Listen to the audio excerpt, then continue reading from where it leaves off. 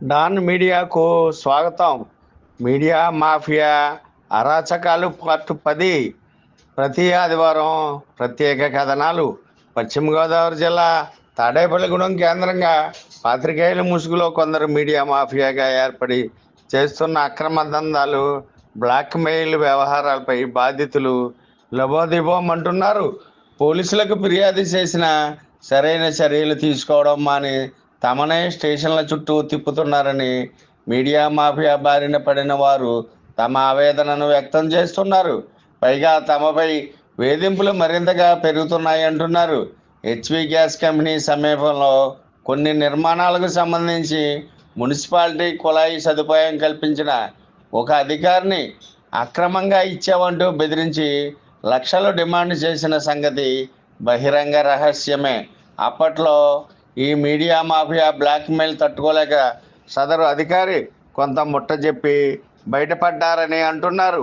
ఒక రాజకీయ నాయకుడిని ఉద్దేశించి మరొకరితో అభ్యంతరకర వ్యాఖ్యలు చేయించి వాటిని రికార్డు చేయించి సోషల్ మీడియాలో పెట్టి వైరల్ చేయడంతో సదరు నేత నుండి ప్రమాదం పొంచి ఉందని గ్రహించి కొన్ని రోజులు దూరంగా పారిపోయిన పోరంబోకు గంజాయి శివగాడు ఆ రాజకీయ నేత కాళ్ళు పట్టుకుంటానని పలువురితో కాళ్ళ బేరానికి వెళ్ళి రాజీ ప్రయత్నం చేసినా అది బెడిసి కొట్టింది.